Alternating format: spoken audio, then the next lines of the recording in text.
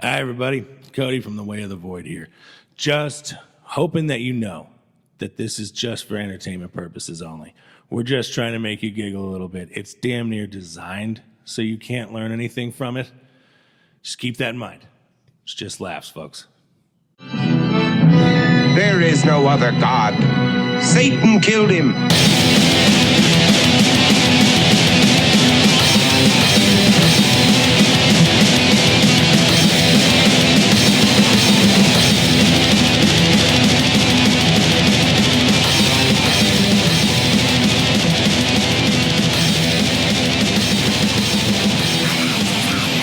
Dancing.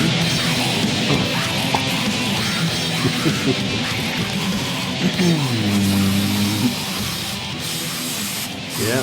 This is Eric, This is Cody. and this is The Way of the Void. How much is in that can? How much is left in that can? Pick about up a the quarter. microphone. I got more at home. All right. Instantly.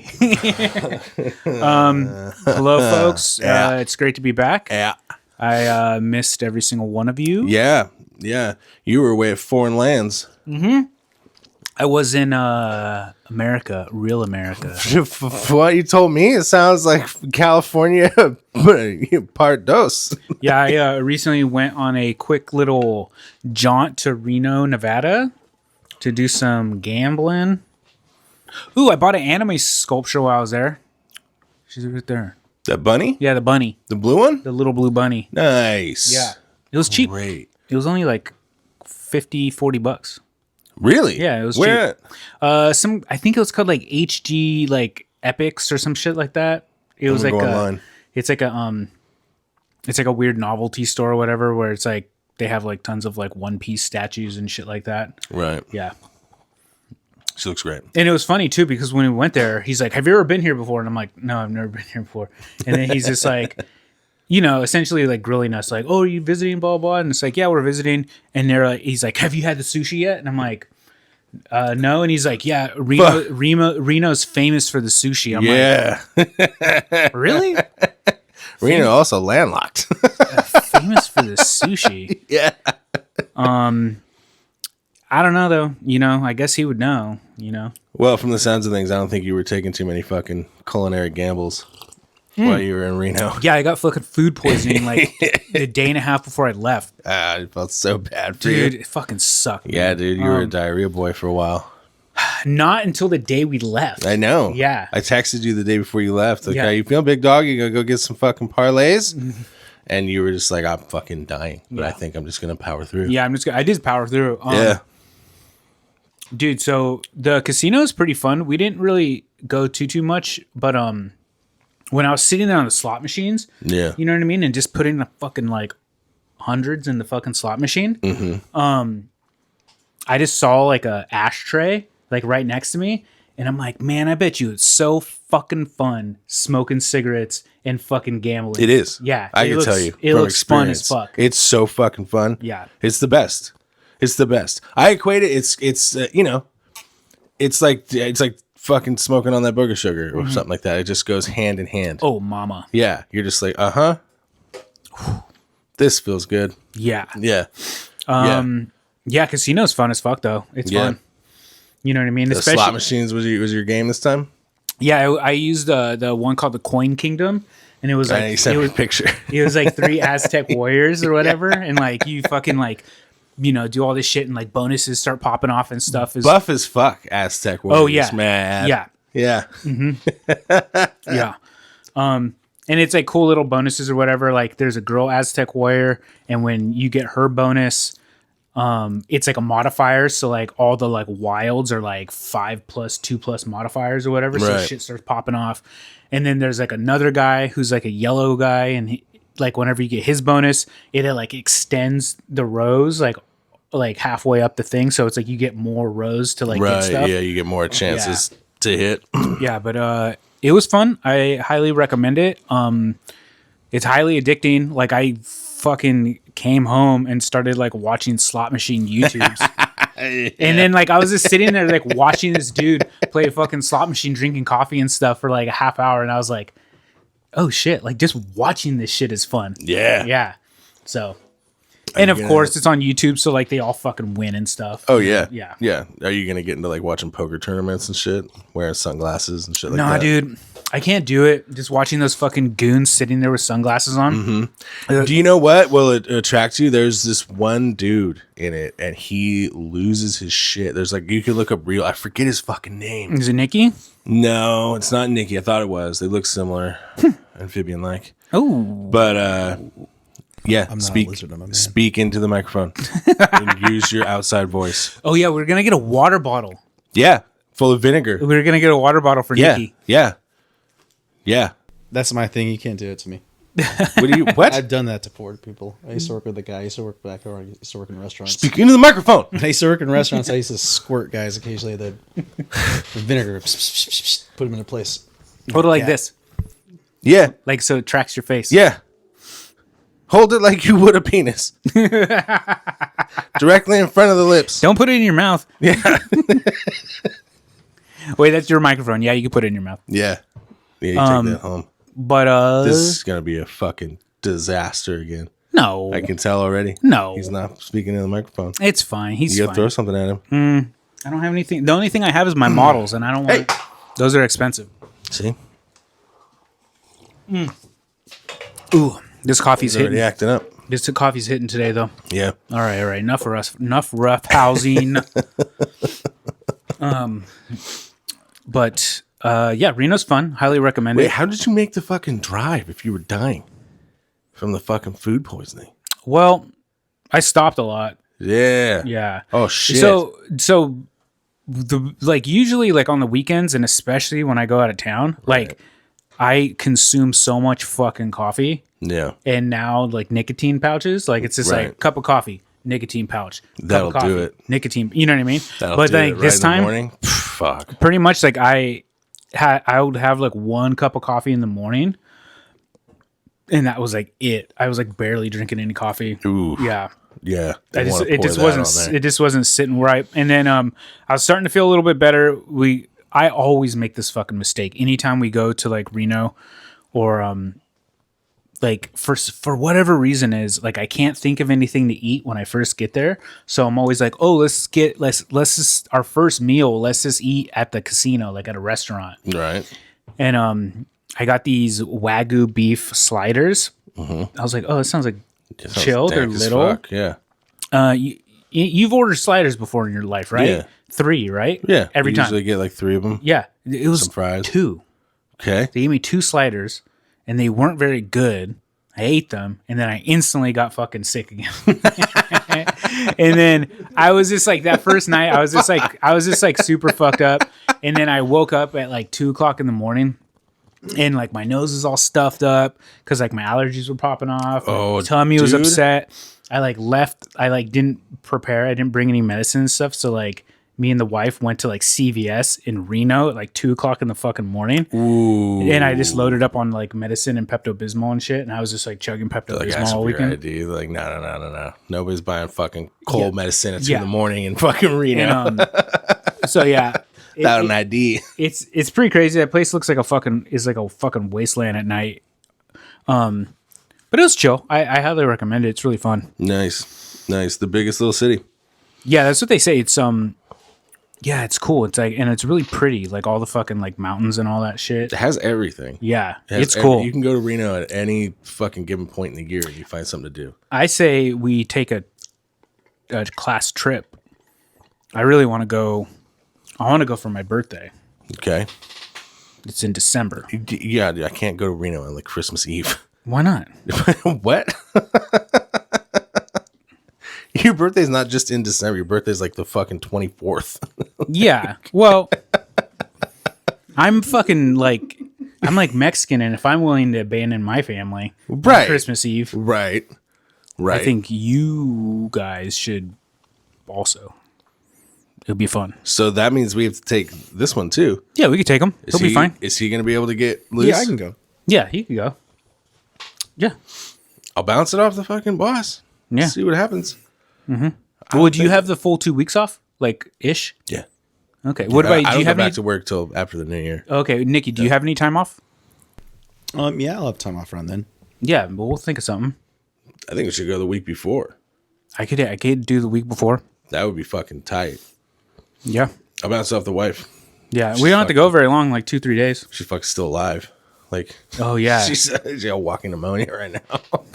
What'd you do to her? What? What'd you do to her? Dude. Have you been taking that ball of spray home with you? Yeah, dude. Fucking up her lungs? It's just natural, dude. Toxically masculine. It's just infecting her. Oh, it's your masculine pheromones? Yeah, yeah. It's just like fucking, Fucks her up. it's just withering her body away. Yeah, exactly. Just like being next to it. Yeah, yeah. You know, it's like a mortal trying to get it on with a god. Ah. So like it just breaks them. Yeah. No. I thought I had fucking like wicked allergies like 3 weeks ago or whatever. Turns out I had like a little cold. And then I think I gave it to her. And then hers just morphed into walking pneumonia. She went to like urgent care yesterday. And fucking got like a antibiotic for it and stuff. But No good. yeah. Everyone's sick. Everyone's falling apart. This has been the gnarliest year for allergies that we've had in a while.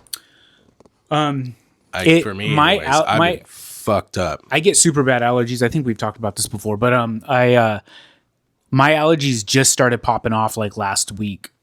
And then like last night I was like playing fucking Hunt Showdown with this numbnuts, and then like in the middle of a game my like eyes started swelling up and shit. And I'm just like But it's like too late to take the allergy medicine because Is it psychosomatic? Were you looking at like some grass in the fucking Hunt Showdown? yeah, pretty much. Yeah. Yeah. I was just looking at some You're fucking huddled up in the tall grass, being like, yeah. "Fuck." Yeah. Yeah, it's been really bad. I'd recommend the Kirkland nasal fucking spray ones. That shit rules. So I fucked myself up really bad. Oh, I actually have it right there. Actually, I fucked myself up really bad with that shit in 2020, where I was taking it so much and it like fucking dried up like my stuff, and it was just like keeping all the like the mucus and bad shit in my head, and so it was like it like got me like fucking pneumonia or something. True. Yeah, How often were you taking it? like a couple of times a day probably. Oh yeah, You know, but I've cooled it on that after Yeah. my legit. I texted you. I think I got into. I was like fucking encroaching on your hat, man. Fuck, dude. Yeah. I didn't realize this. I texted this guy because I was at work and I was fucking vibrating because I Yeah. had taken like. So I'd taken like a bunch of those fucking Advil allergy ones. I was fucking fed up. I wanted it out of me. And then I just fucking went off on the nasal allergy one too. And then I was just a fucking tuning fork for like half an hour till I chilled out. But I texted you like I think I fucked up. Yeah, the hat man. I'm gonna do that eventually. One of these days. It's Those not kids are fucking sad as shit. it's not as like crazy as the mud flood one. You know what I mean? But it is kind of a lot to unpack. So it's like Yeah. it's gonna be when I have a full weekend to myself to Dude, research. By the way, that Yes. fucking lady is infested in my fucking Instagram. Oh, now. the Instagram reels that I sent you and Nick. Damn it. Yeah, dude. She's fucking relentless. Yeah. They yeah, the Tartarian people are fucking wacky. Dude, she scares the shit out of me. Yeah. I forget her name, but she's fucking The other one too that I see a lot on Instagram and like TikTok. I don't have TikTok, but like people just fucking re-upload TikToks and shit to Instagram. Yeah. Is the whole ice wall thing. Oh yeah. The ice wall people are like fucking prevalent on fucking Right. short form media. Dude, this lady, I dissected one of her fucking video shits because I'm pretty sure okay. So she starts going off about like Stonehenge and shit, and she's talking about how Stonehenge is like it used to be metal, and then she's like, look at petrified wood. Yeah. That used to be wood, and now Yeah. it's rock. That's a big thing too. is So that they- then she goes, that's Oh. what she goes swords. She talks about suits of armor, which were robots that have been hollowed out, and that swords are keys, hence the sword and the stone. And I was like, wait. So she's referencing another thing that doesn't exist as her proof of this thing that doesn't. Like we didn't actually find the fucking sword and the stone. Disney movie fuck. Like, what? And then I'm pretty sure when she says that the sword is the key, they used to be the keys for castles, I'm pretty sure she ripped that shit off from the fucking Castle Grayskull playset. Like, because if you had the He-Man figure and the Skeletor figure swords, you clicked them together, and that was the key to open that fucking playset. This fucking goofy bitch is everywhere in my goddamn feed. I'm gonna fucking online bully her. Fuck it. I don't care. I'll get put in Instagram jail again. Fuck him. Yeah. Dude, she posted a flyer that she found somewhere with those fucking sound bowls they use in like yoga classes, and she loses her shit. She's like, this is proof of the sound energy that the Tartarians used. Oh, and if you're wondering, in Reno, Yeah. a couple Tartarian buildings. Didn't know shit. Yeah. Yeah. Yeah, one of them was a big ass motel slash strip club. I think called like the White Orchid or something. Why the fuck didn't you stay there? $20 a room. Why didn't you stay there? I did. Nice. Just for about an hour. That's what's up. $20 an hour. That's what's up.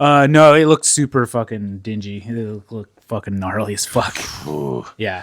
But it was all like ornate and shit with like pillars and stuff like that. Dude, it looked fucking gnarly. Like you could tell in the 80s it was like a super fucking baller ass building, but then it's gone into fucking disrepair. How'd the ladies look? Vanessa looked at the Instagram and the last post was in 2017 and she said they did not look great. Well, in 2017. Fucking rough seas never, calm seas never made for fucking good sailors. Any port in a storm, folks. I don't think we should be fucking throwing shade on any of the fine fucking ladies at the fucking White Lotus in Reno. You're doing great. Keeping that ship afloat. Friend of the show, White Lotus. Yeah. Reno. Yeah. In this story, there is actually a reference to strip club. In this story. Oh, and your upcoming one? Yeah, my upcoming one. one. We're a minute away from that. I ain't letting you get out of here without fucking mentioning this fucking cool news. I got to text him. How you feeling? Oh, I didn't even tell Nikki. Dude, so they're making a Highlander remake.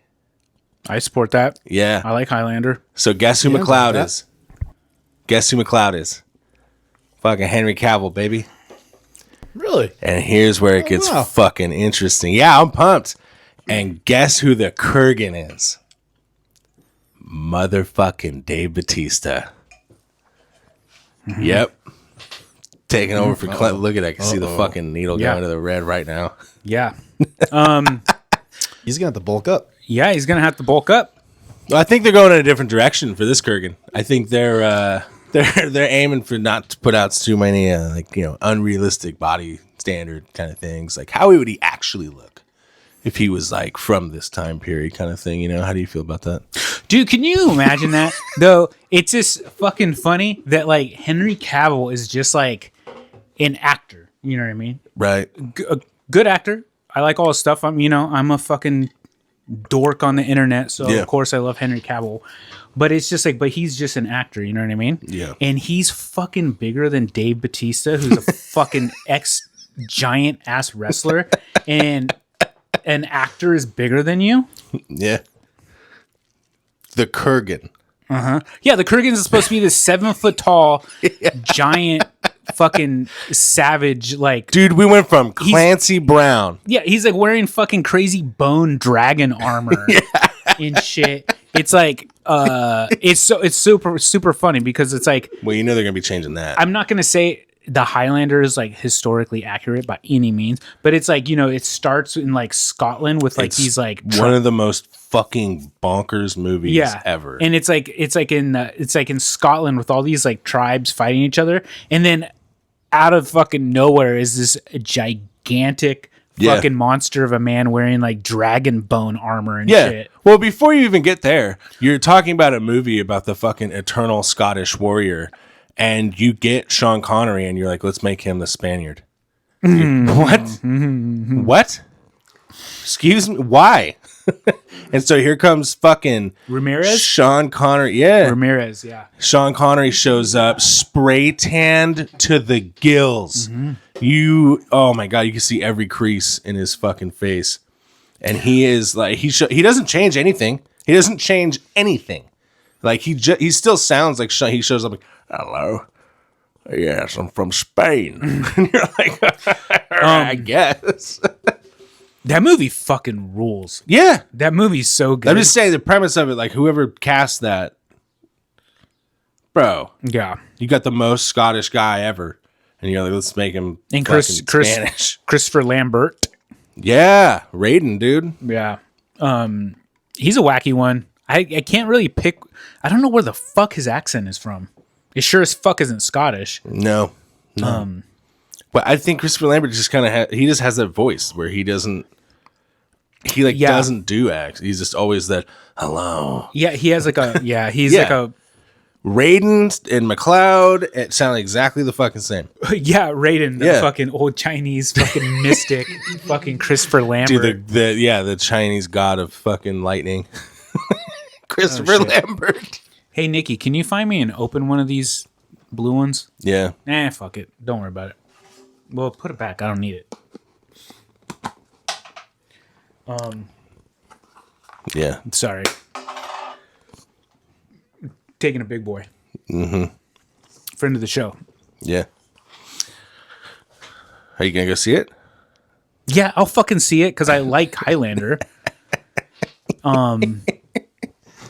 He's gonna show up on his horse with his pearls and shit. Dude, I don't know, man. It's just I hope they keep the same that's armor. just how It's all fucking- loose fitting on him. It's Looks just- like a little kid wearing this big. Dude, have you seen the previews of the new Dave Bautista movie coming out where he's like some weird vampire hunter and it's like Mila Jovovich is in it? Oh my god! It looks Kiss of like death. Yeah, Mila Jovovich. If fucking If that she's lady, in your movie, if fucked. if she's Unless in it's your the Fifth Element. if she's in your movie, that movie is going to be a pile of shit. It looks like a fucking piece of shit.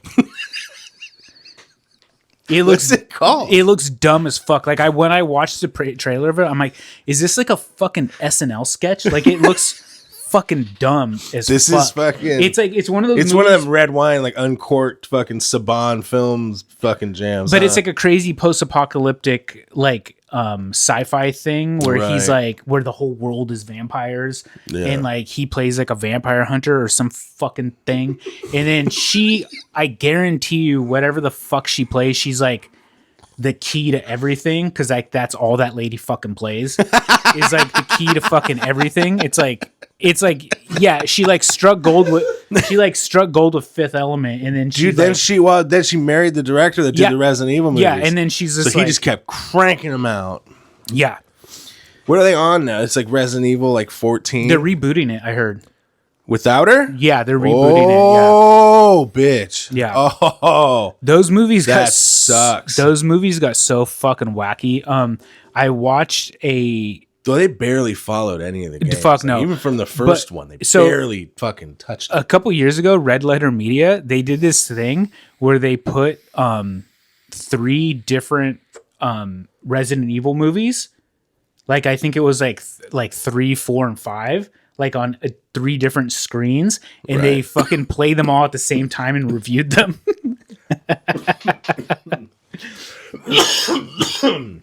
They have like the same beats. And Yeah, stuff. and they have like the same beats, and Yeah. it's just like super fucking wacky.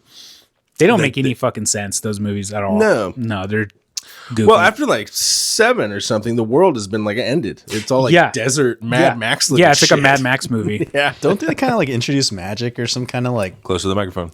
close? Close Don't the they have microphone. like magic? She like lights the air on fire or something like that. Yeah, I Control think. birds or some shit. Yeah, I think it gets to like where the lady, I think what's her name, Alice. Mila Jovovich. Yeah, I think so. she like has like psychic abilities. She's like a fucking X-Men and shit. Like halfway through it. Yeah, I don't know. What's the movie called? The vampire hunting one. I don't know. It's called like Priest or fucking something. I don't know. Oh fuck! I think that's a remake too. Yeah, I don't know. It's like Does he have like a cross? he does have a cross on his face. on his yeah. face? Yeah. So that was originally Vision from Marvel. Fucking that guy. That movie. Remember? Yeah. Was that a comic book or something? I think so. I think it was. I can't remember. Isn't that movie called like Legion or some shit like that? No. That he's in that one too. Oh, okay. So there's Priest, and then Legion's a separate one. I think Priest was pretty cool, wasn't it? I can't remember. Okay. I don't think I've actually ever seen it. Well, this one does not look cool. This one looks dumb. It like looks super green. It like looks like super fucking green screen.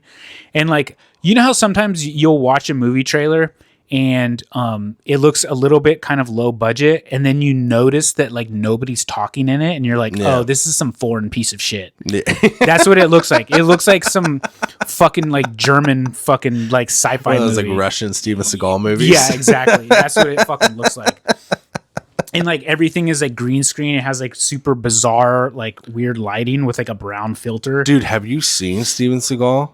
He looks recently- big as a fucking house. Dude, he looks like he looks like the bad guy in Ghost of Tsushima. Dude, that motherfucker looks like a con. Dude, he looks like the fucking penguin. Yeah, Like, he's dude. just like He looks like a video game villain. yeah, and he has With like his a fucking fucking big Fu- old fur coat. He has like a Fu Manchu and like long hair. Dude, that guy's such a fucking numbnut. Like, dude, that guy. It's funny because I didn't. Dude, you can't win. He went the fat slobby route, and you're still mad. Yeah, because he fucking sucks. Like, it's funny because when you watch old interviews of him and you're like, oh, this guy's just a fucking nut. Like, always. Dude, a you big heard his nut. fucking reggae album, right? Oh my God, dude. What is it? The Punani. yeah, the yeah. Punani, The dude. pink punani. Dude, Fuck, that's dude. on my Spotify, baby. Yeah, that's on my Spotify. Songs from the Crystal Cave, dude. It's on one of my fucking That's likes. the album title, dude. Steven Seagal, Songs from the Crystal Cave. Friend of the show, Steven Seagal. You know he fled to Russia after getting fucking Me Too, right? What a fucking pussy. What a fucking pussy. Really? Yeah, because he's fucking broke, probably. Yeah, I think there was a lot of that too, but Who there's the a fuck bunch. who the fuck would me to that guy? You know what I mean? Like, there's no. Oh yeah, it was his like his like It's like his assistants and stuff, yeah. You're Steven Seagal's assistant. Who the fuck would take that job? Like, no, okay. I'm not saying. I'm not blaming the victim by any means. Yeah. But We don't do that here at the Way of the Void. Well, I don't know. who the fuck would be Steven Seagal's assistant? That had to be the fucking craziest job. Yeah. That Yeah, like job what are you description had to be fucking doing? wild. Was like fucking like filling up his calendar with fucking visits to fucking Chili's. Motherfucker doesn't have a job. Like, Dude, getting that fucking beard and hair. I think he's dyed. like in this crazy like Iraq war or like a modern day military movie where it's like in the like desert where you could just tell that they fucking went out to Arizona and like had like a fucking like a clay hut and they just filmed around this clay hut Right. over and over again. Well, he's so big now too that he most of the time he only allows from like headshots. Yeah, and Of him like talking and so stuff. he plays Yeah. a sniper. Yeah. And so the entire movie he's just sitting in a fucking chair holding a It's like fucking his sniper past, like, rifle. 10 years of movies. He's always sitting down at. Yeah. Yeah. What a fucking old He's just like a lazy boy. dumb fuck. Fucking- Yeah. And he's just like and there's all these interviews where he's just like talk about how he'd like beat up fucking other fucking actors and Dude, shit. he says he's gonna beat up the guy that played Spawn. I was like, that guy will fuck you up. that guy's like a legit Yeah, I that guy would. And dude, there's I watched an interview. So there's an the interview. tough guy one. No, there was another interview The tough where guy one's fucking great. where I forget that actor's name. But yeah, the guy who played Spawn and I always get him and Urkel confused. Jaleel White. Yeah, July White. Yeah, and He roughed up John Leguizamo or something like that. who, the Spawn guy? No, Steven Seagal. Yeah, yeah. He fucked up John. I would take John Leguizamo in that. Yeah, I would. Yeah. Yeah, but Right? he's like, what's going on? You know, like Steven Seagal's like hitting you. You're like, what? Oh Talking yeah, to the yeah. microphone. Yeah, I think he was like saying that he was like acting with him, and then Stephen Gall like really hit him, and he's like, "What the fuck are you doing? Like, what the fuck is happening?" But anyway, so that that black dude that played Spawn, who's like a legit like badass. He's like a fucking cage fighter now. Yeah. Or something. And so that guy was saying that like they were filming his fight scene with Steven Seagal the last day of shooting in some movie, and the producers came up to him and the director and was like, so if you actually hurt him, like we could just finish the scene with like a stunt double. So if you actually hurt him, and so they're like convincing him to like fuck up Steven Seagal. Fuck up. And then Steven so Seagal. his reaction was like, he essentially was saying like he's a fucking like old fat mentally ill person, and he's like if I fuck him up, it's not gonna like. I'm not going to look good. I'm not going to look tough. Oh, really? Yeah. All right. That's why they replaced you in the Spawn movie. How about that shit? Yeah. How about that shit? No. Spawn would have fucked him up. Yeah. Aikido. Shut the fuck up. Oh, dude. Is that his shit? He's an Aikido black belt. Fuck. All right. Steven Seagal might have this. Dude, that's all like fucking energy manipulation shit. Where it's like, oh wait, we talking about Steven Seagal? Yeah, Is it Aikido? Yeah. Oh, okay. Yeah, I'm back on Spawn's side. Yeah, I thought you were saying Spawn. That's Spawn. I thought that guy did like jujitsu. Yeah, he does like karate and jujitsu and shit like that. But like, no, he's like an Aikido guy, and it's just like, if you look, it's like, yeah, oh, you're a black belt in this shit that like fucking like old Korean people do in the fucking park. No. It's like middle school girls. Yeah, do Aikido. Yeah, yeah. You're just sitting there, just like, yeah, I'm a black belt in jazzercise. Yeah, I'm fucking wicked black belt at Pilates. Yeah, fucking energy manipulation videos are the best. Yeah, like what's that Kenny Powers thing? Where he's like, I don't want to be the best at working out. Yeah, some shit like that. Friend of the show, Kenny Powers. God damn, I forgot. You kind of forget about Steven Seagal because he's gone most of the time. He's in Russia. He's in Russia. What a fucking pussy. Oh, that pisses you off. Yeah, dude. Anyone that fucking flees to Russia is a fucking puss. It's such a weird thing to flee to Russia. There's this weird barber. He has like a bunch of tattoos on his face and like a big old fucking pompadour. He looks like a fucking dildo, and he's like a super fucking like racist like weirdo, and he like got canceled here, obviously, he's like a famous barber. Yeah, he's like a famous barber, and he like fled the US. I'll put a fucking picture of him. He looks like is a famous barber. I don't know this guy, but he like fled to Russia, and he like opened up his like Americana like barber shop in Moscow, and so he like fled. So he opened up a fucking barbershop in Moscow where they like, I don't know. I'm sure he does like haircuts for fucking 3 cents a piece. Fucking 100 rubles is like as much as like a fucking paperclip in America. But anyways, he has all this like super. He has like all this like here, all fucking fired up. He has all this like crazy like Nazi memorabilia and shit like that, like all over the fucking place. Oh, cool. Yeah. And all these pictures of like John Wayne and shit like that. He's one of them. Yeah, right he's on. one of them. Yeah. And he was like, he had some YouTube video where he's just like, of course, bitching about like woke stuff, and then just saying how like soft and shitty America is. Just like, okay, you fucking dumpy fucking nerd that like moved to fucking third world fucking nation, fucking Russia. Fuck. Dude, how did you even find out about him? I'm on fucking line a lot, man. I do a lot of research. Like I'm trying to think if I've ever like, is there any other famous barber? I don't know. I bet you anything there's like some weird like barber haircut fucking like reality shows. And a popular enough one to get fucking canceled. Yeah. Yeah, he looks, I don't know, he just looks like some fucking weird rockadoodle with a bunch of tattoos on his face. Right. He moved to Russia. Mm-hmm. He got canceled for the Nazi shit and all that? Mm-hmm. Yeah. Dude, you're never going to believe what I've been into like the last like 2 days. Deep I've been getting into. It's not, I hope it's not Nazi shit. No, it's not Nazi shit. Oh, okay. Quite the opposite. What are you beginning into? Fucking WNBA drama. I like don't know anything about fucking basketball. Are you and getting into all like the Angel Reese, Caitlin Yeah, Clark shit? yeah, That's yeah. what you're talking about? Yeah. Jesus Christ. And I've just been watching all these videos of fucking like people speculating and like all this like shit talking. Right. I love it. Right. Well, now she's got her protection, dude. She got the 2 hot twins. Oh, those Yeah. But yeah, I had no idea that WNBA was so spicy. I mean, I could probably put it together. I mean, Spicy. you know, like, But it's why don't all you ladies go and work together? Oh, there's gonna be some fucking fights. I kind of saw that coming. yeah. So I don't know.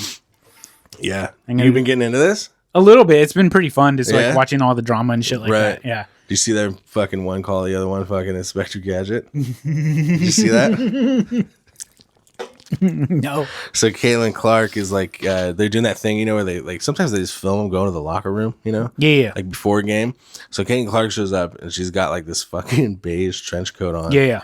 And you know she looks fine. Like it's like a, you know, it's not like it's like an updated version of it. Yeah. It's like a fucking like a fancy. Yeah.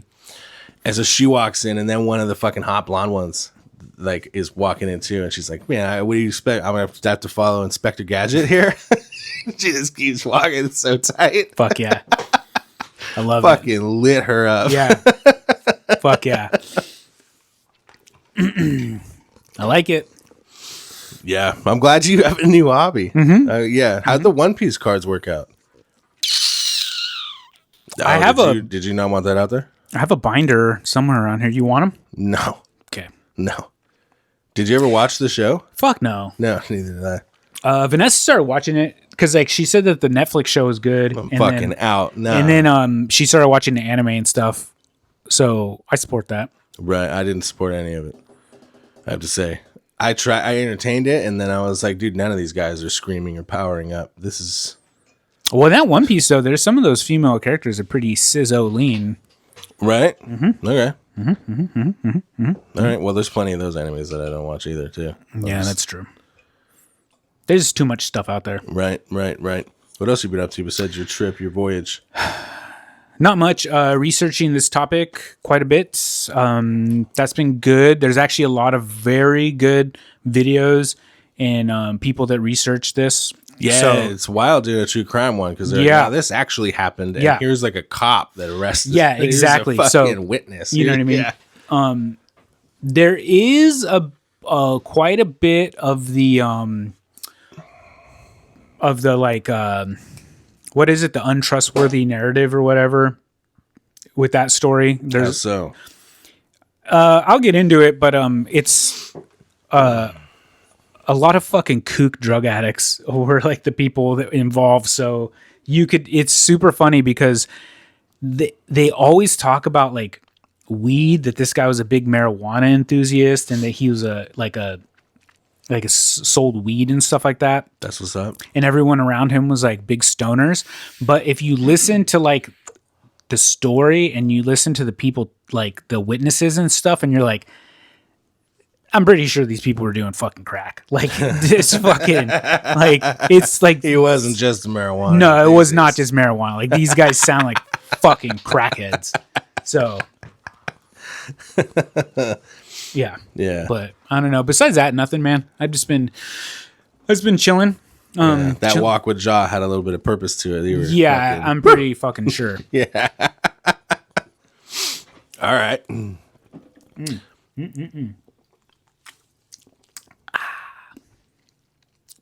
You want to get into this? Yeah. So, yeah, let's get into it. I'm excited. I think this one's gonna have a little bit of crossover with mine. Oh yeah, enemy of the show, Carlos. He his Yeah. What does Carlos have to say today? his only complaint about my shout out is that I never touch on how good of a Hunt Showdown player he is. That's a video game. Yeah. Yeah, it's a video game. And I told him I don't want to lie to my viewers in Okay. in the community that we're cultivating. Because he's not good. Is he still unsubscribed? I think I don't know. He comments on the videos. Good. I would Yeah. say. Wait, no, is he subscribed or not? I don't know if he's subscribed, but Let's block him. Let's block him? Yeah, let's block him. Can you do that? No. Why? Well, because I want him to see it. You know? Okay. I heard that your friend Carlos was really good at Hunt Showdown. Friend of the show, Carlos. Hi, Carlos. He's not good at it. Okay. Yeah, he's bad. He's bad at it. Well, fuck, Carlos. I tried. All right. Yeah, he's Every fucking week with this dude. he sandbags us quite a bit. Yeah. Yeah. Yeah. He brings our numbers down anytime he plays with us. Dude, every week you bring me a grievance from fucking Carlos, and Yeah. they're the weirdest fucking grievances. Yeah, they are. ever. Yeah, he's like, a fucking. we rip on him pretty hard. Like, I'm pretty sure there's a dating show Netflix has that he could be on. That's pretty cool. Just finished up a season, dude. These guys are superstars. It can happen for you, Carlos. Which one? Love is Blind or the one with all the autistic people? Oh, fucking one with all the autistic people. You kidding me? Like, he ignores everything we say, and it's just like, well, we didn't Yeah. talk about how I play the Hunt Showdown. I'll have to be bringing this up at our next meeting with Mr. Ackerman. Like, I don't need that shit. It's good. It's good. Yeah. It's it's our community. What can I say? Yeah, I know. Oh, should we do our fucking... Just to piss him off, too. What's up, Angie? Shout out to Angie. Oh, shout out to Angie. It's just a fucking free one. Yeah. Shout out to Junior. Hey, what's up, Junior? Shout out to Junior. to Hippie. Hippie. Junior and Hippie, the real MVPs at Hunt Showdown. Oh, you hear that, Carlos? Yeah. Fuck. Yep. Dude, I would imagine Junior's lethal in that fucking Hunt Showdown. He's spicy. Yeah, He's- well, he he's- has zero fucking, like, morals on the battlefield, too. So you're dealing with a fucking... Yeah, mongoose. Dude, straight, like, necklace of toes shit. Like, he's in the bushes. Yeah.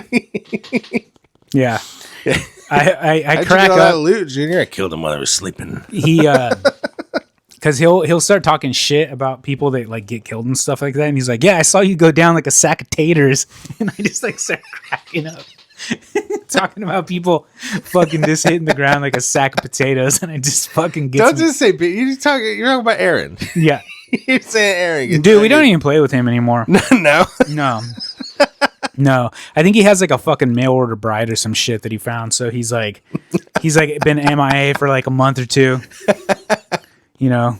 Yeah. He fucking like he sent some guy in the fucking Ukraine like $100 and they shipped him some fucking lady. Well, you're the shipping wizard. Did you get him in? I'm not gonna I'm not gonna talk about my fucking side hustle. Yeah, I bet Junior's a fucking monster in that game. Hippie too. I could see him being fucking. Yeah. Yeah. Hippie. We're all in the same one. What? Big ages. Who? Hippie? Yeah. No, you don't know him. Oh, okay. Never know, mind. no. I was talking about somebody else. No. I don't know Hippie. I don't know how he is in the showdown, but He's good. yeah, I bet. Right, Nikki? He's very good. Yeah. Nikki's good too. Thank you. Yeah. Well, I don't know. He's no Carlos from what I'm hearing. Yeah. Well, yeah, Nikki doesn't beg for attention.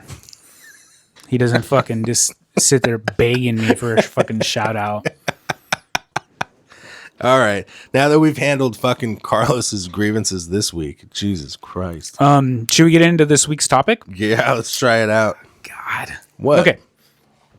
Well, this one isn't as bad as the Tartarian. Tartarian one, I was fucking fuming. I couldn't hear shit Nikki said. Nikki apologized to the community. Oh yeah, we didn't Hello, I'm we here. didn't get into this bag of worms yet. Yeah. Yeah, apologize, Nikki. Hello. Sorry about that, everyone. Yeah, fix the problem. So Nikki is shy, and he talks into the microphone sometimes. But you know what? This wouldn't be without him. So we need him, right? Yeah. Yeah, he's the producer. He's great. Yeah, we love him. I love him. We love them. so much. I love you too, Cody. Yeah, we'll put that microphone in a fucking Starbucks milkshake. You'll find it then. You'll be right up on it. I got some pretty good notes for this one though. Jesus, you do. Yeah. Well, that's what happens when it's like a factual thing that happened. Yeah, I don't like it. Yeah, I like it better when everything is fucking made up. Oh man, you should see the wiggle room I'm working with. Oh yeah. Oh fuck yeah. Well, I think me and you's topics are gonna be kind of adjacent. That's what I'm saying, dude. I'm pretty sure Yeah. your boy made one of mine. So this I will give a trigger warning to the community, to the listeners. Are there guns in this? Not that kind of trigger warning. Oh. All right. Never mind. So this is going to be a true crime one. It's the first true crime episode we've ever done. What could go wrong? Trying it out. But we do touch on some stuff. You know what I mean? It's not the most pleasant story. So just be warned, folks. If you don't like hearing about brutal killings, then you just put it on mute, but you listen to the whole thing. Like and subscribe. Like and subscribe. We need the views. So I'm calling this week's episode "The Chicken Man Murder." Okay. Particular reason?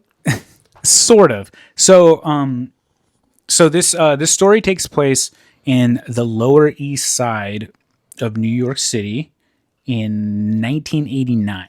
Woo! Mm-hmm. All right. And at this time, not at this time, but the Lower East Side, back in the day, primarily was kind of like an immigrant community, had a very big Jewish community. And then kind of throughout the decades, lots of like artists and musicians kind of started moving there. So it's some more like bohemian kind of part. Yeah, and it became. Is this anywhere near like the part? Like I don't know much, but I've never been there. This is where CBGB's is. Right.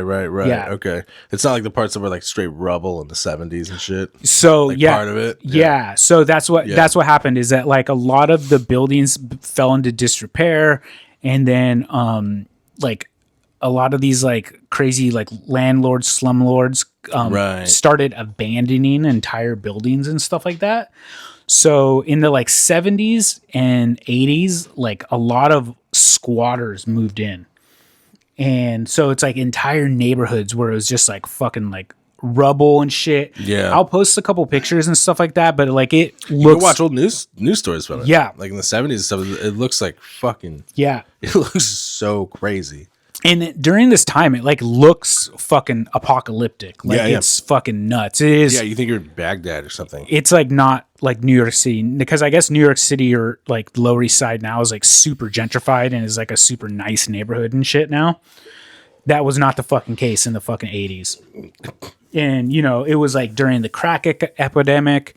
And then there was also these things called like, they called them landlord fires, where I guess like landlords would just like light their buildings on fire for like insurance money and shit like that. And then that's what they called it. What? The landlord fire. Yeah, they call it landlord fires. Okay. What would you call it? Sir, I'm not going there. Nope. And then in the Lower East Side, there's this big park called Thompson Square Park. Heyo. There you go. Yeah, that's me, baby. I don't know. It's Thompson or Tompkins. It's Tompkins. Fuck. Almost. All right, next time. And at this time, like it became like this huge tent city. Like and it was like this the quote unquote 89 too. Yeah. Wow. In the 80s, like and a regular like modern day Hooverville. Yeah, and and it was like a quote unquote like open drug market. You know what I mean? Like it was just like some Amsterdam shit from The Wire. Yeah. Yeah. And in 1988 there was a riot in Tompkin Square Park, and it was like a police riot, and I guess like the fucking cops rolled in there to like get rid of all the tents and clean it up and shit like that, and they ended up like fucking a bunch of people up. And then actually like the main character of this story is this guy named Daniel Rakowitz. Dude, that is a tricky one. Like, I work in like a really fucking unsavory part of our little fucking beach community, and it is like that's a tricky one because you're like, yeah, get him out of there, but you're also like, I don't know if you need to get him out of there like that. But Yeah, but then you work there longer and longer, and you're like, yeah, get him. Yeah, here in Salinas, there's like It's hard to fight it. there's like one neighborhood, Chinatown, where like all the fucking trolleys hang out.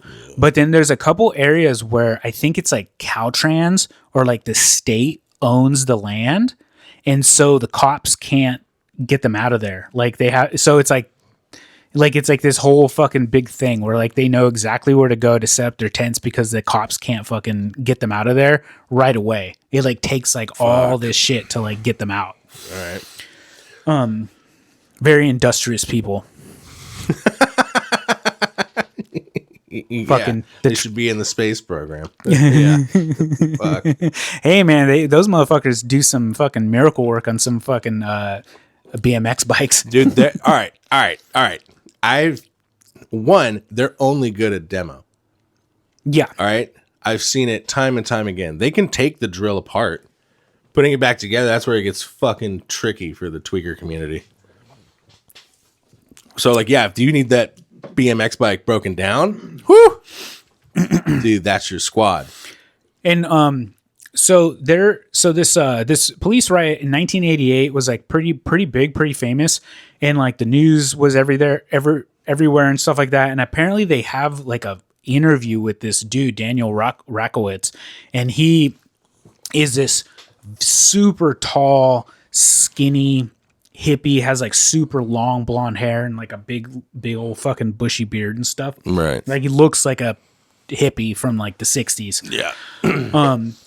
And in this interview, he's just like, they're just like interviewing a fucking street person, and he's saying that he's just like, yeah, I would have cut off a fucking cop's head. And like he's like talking about cutting cops' heads off and shit like that. Nice. So take that as you will. So anyway, so the riot doesn't really have anything to kind of do with this story, but it kind of just kind of frames like the area. It's the environment. In the environment. Yeah. Okay. It's like tons of squatters, tons of fucking drug addicts. You know what I mean? But also like an art community. A big art community. Right. And like the punk scene was like huge. Like I said, CBGBs was there. And like, this is like, they're like You're on your like third wave of it too. Yeah, like hardcore. Like, yeah, exactly. And like Black Flag. Yeah, blown up. And like Bad Brains, there's like all this footage of them like playing shows and stuff like that, like around this time, and Cro-Mags, stuff like that. Yep. So it sounds like a pretty cool place to be, kind of, if you're into that kind of stuff. Sure, and, I can see it being very Yeah. alluring for like young like street kids and stuff. Yeah. The young punks and whatnot. And like all these like squatters are there, but then there's also we're all like fucking old now. We fucking want to leave immediately. oh my god, yeah, I would. Yeah, I'm so fucking old and crabby now. I'm like, yeah.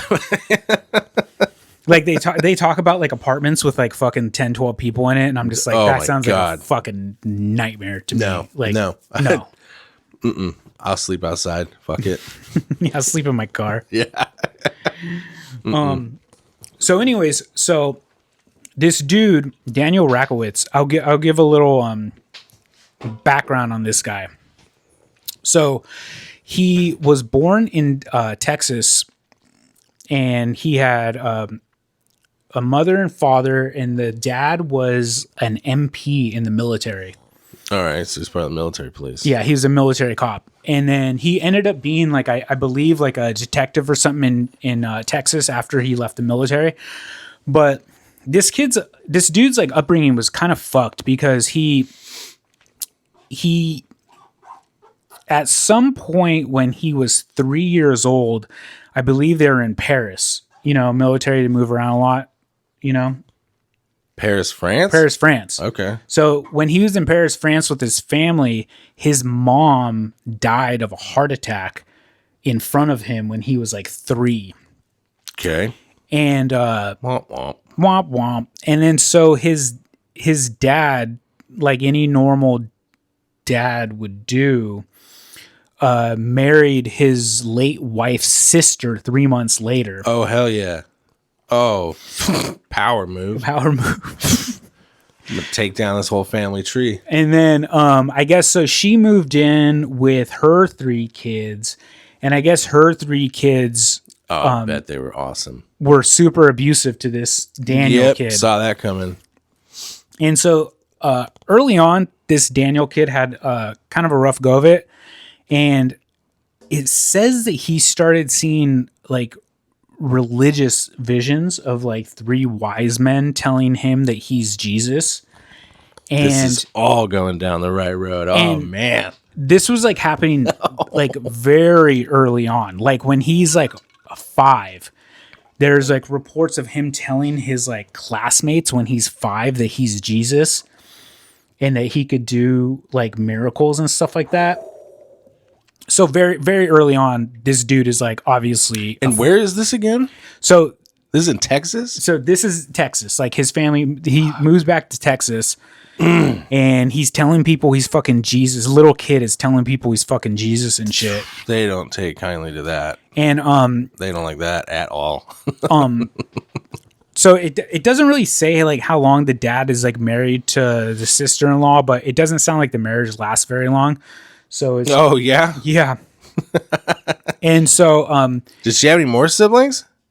it doesn't really say. Woo, Yeah, oh, is he buckle gonna up. marry another sibling? Yeah, buckle up. And so so this Daniel kid and his dad have a very contentious relationship. And I guess he's like institutionalized Yeah.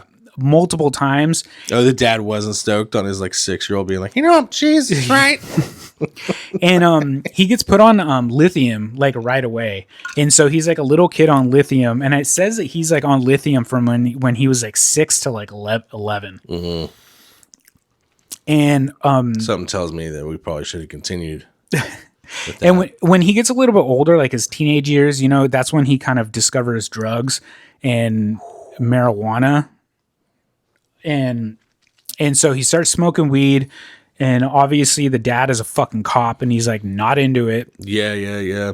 So there's This has to be what, the 70s?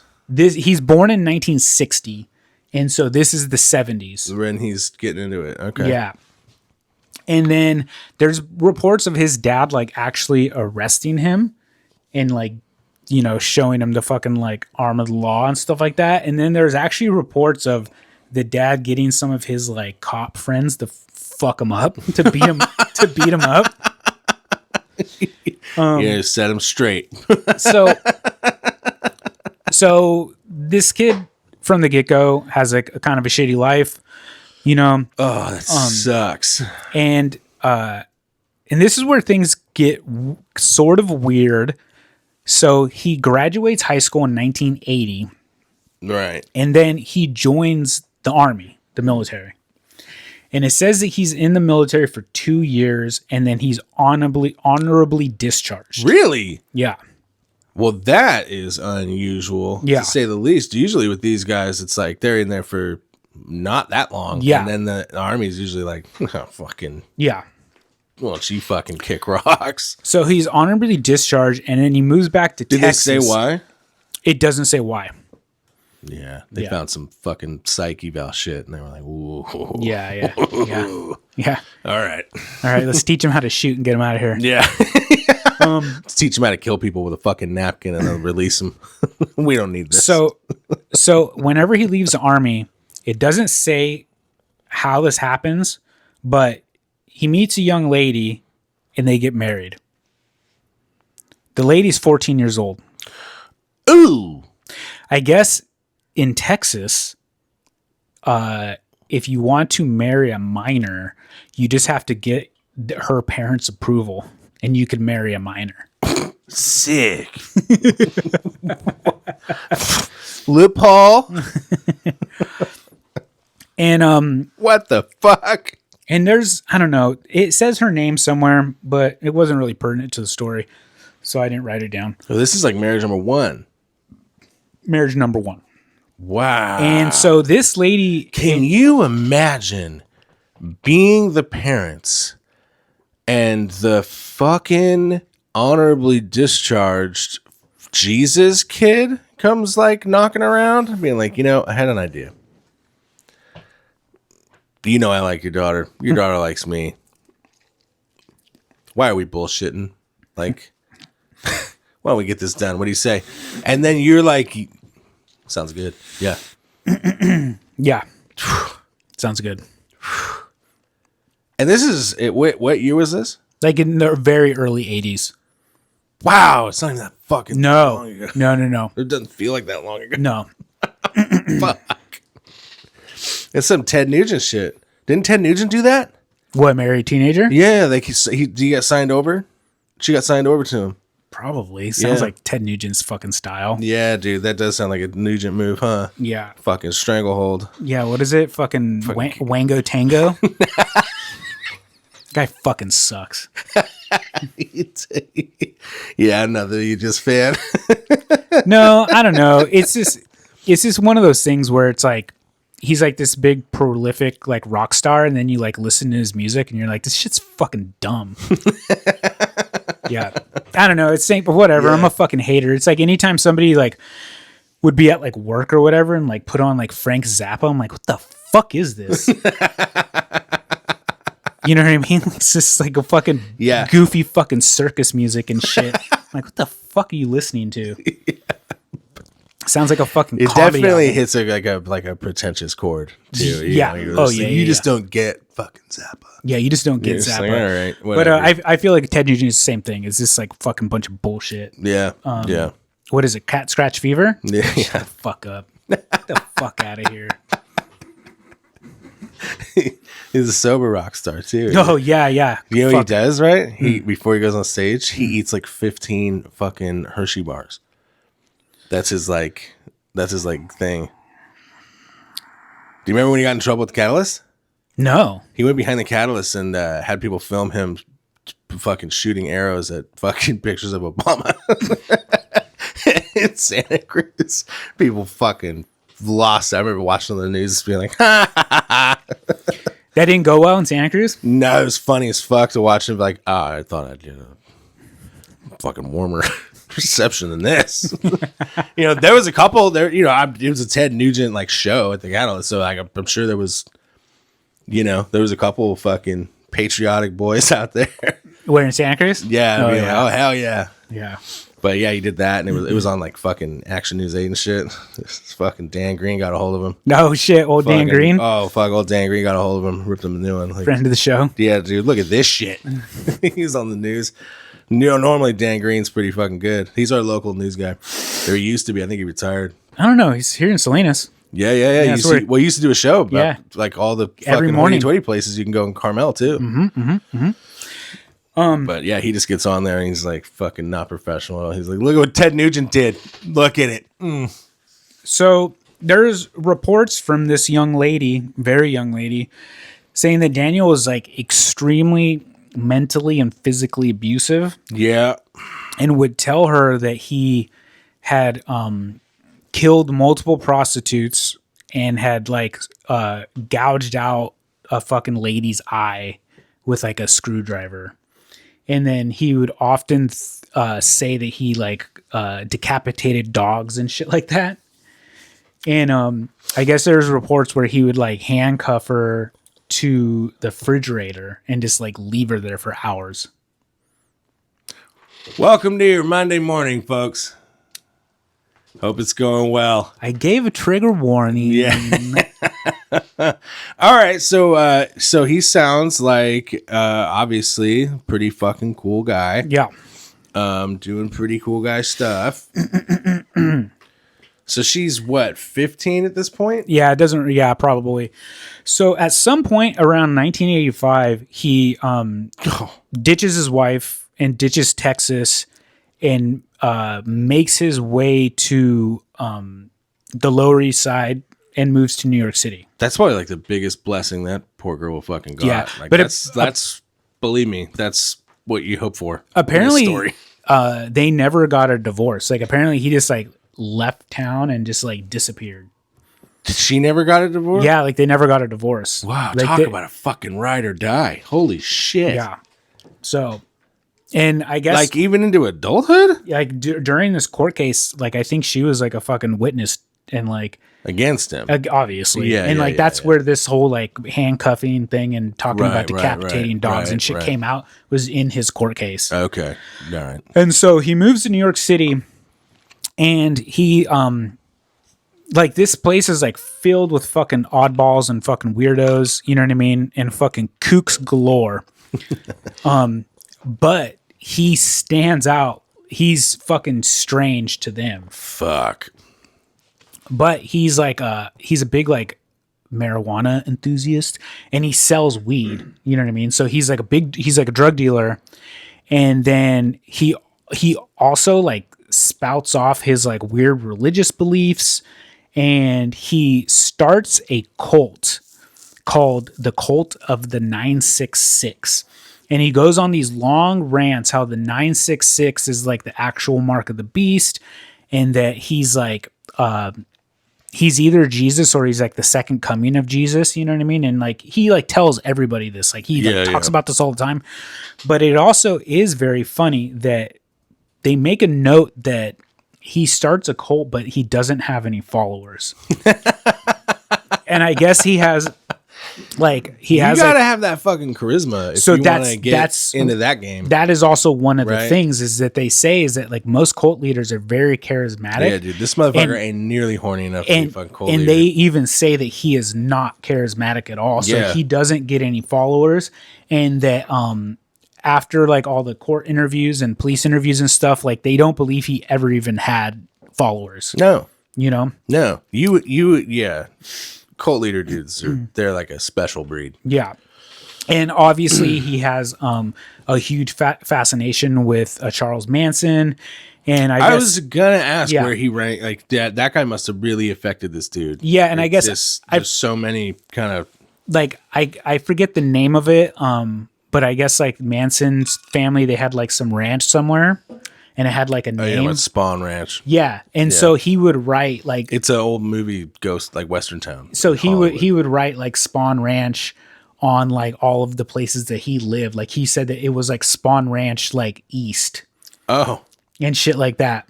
like they Yeah. franchised. And he would call him Sick. and he would call himself he would like call himself like Charles Gain, like a mix between Charles Manson and Ed Gain. Like he was like super fascinated with these guys, and he would like call himself that. Ed Gein, Charles Gain. Gein? Yeah.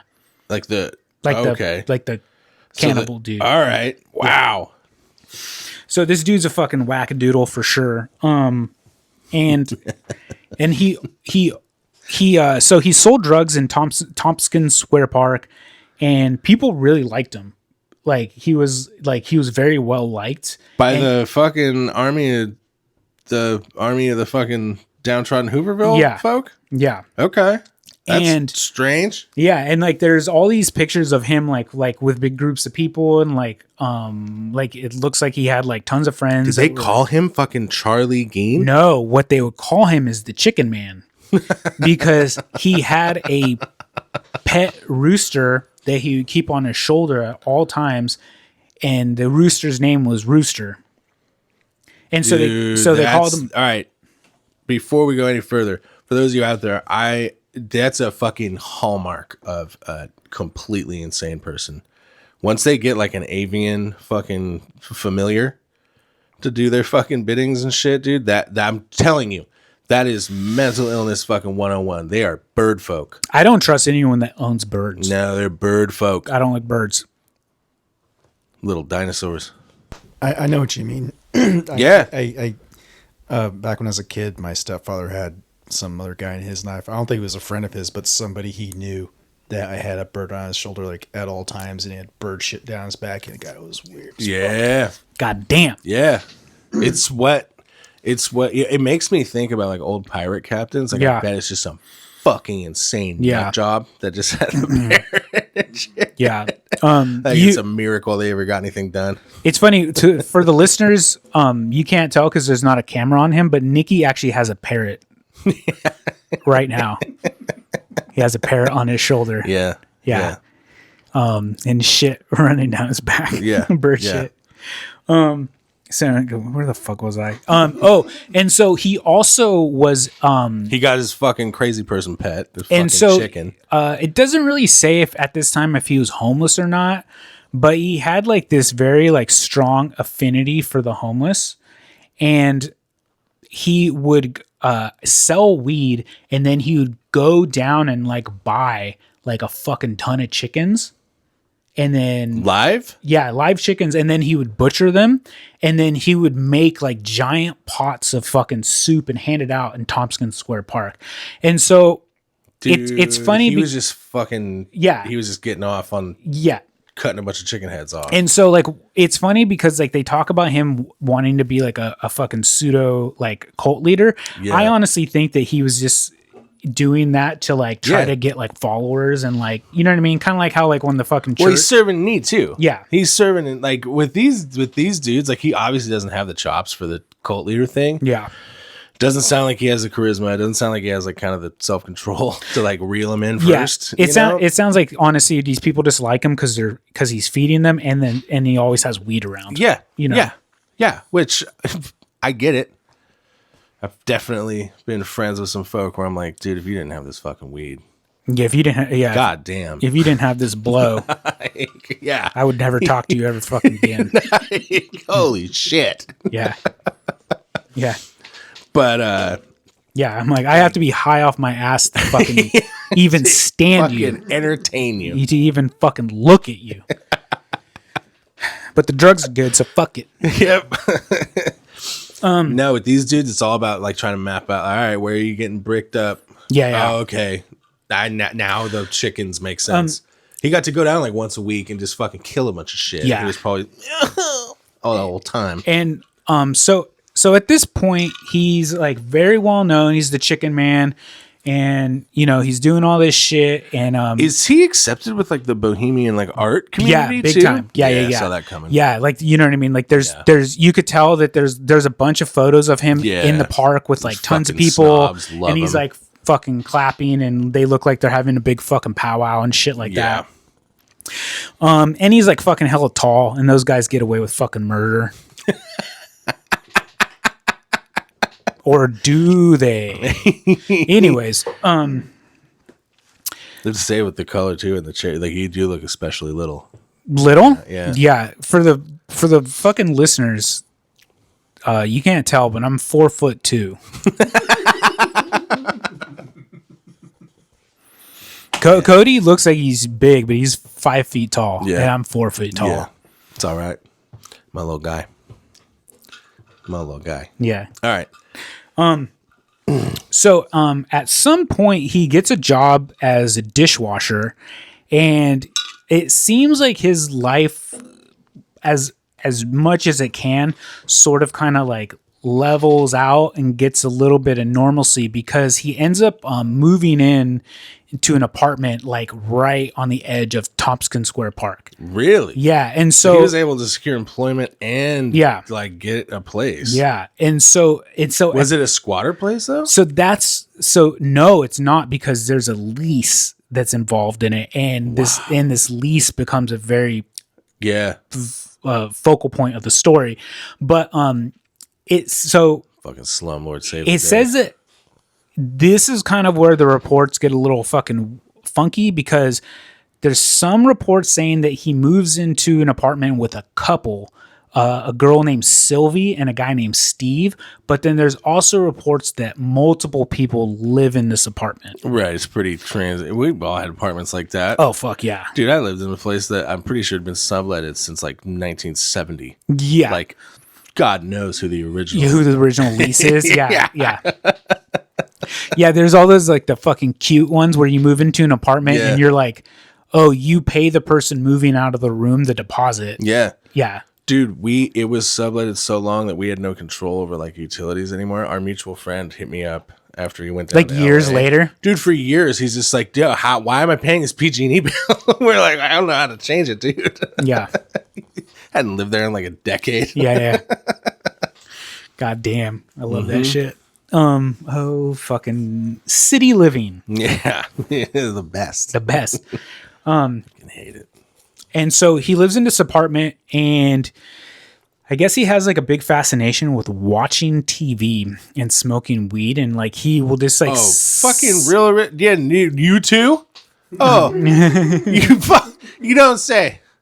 and You so like to get fucking high and watch TV? yeah, so I guess he would just sit there for hours and just get fucking super No, stoned. that's not a norm. That's not like a.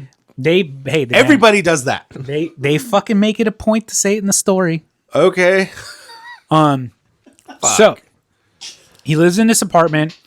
It's unclear how many people live in this apartment, but this young couple lives with them. And he is very good friends with the lady named Sylvie.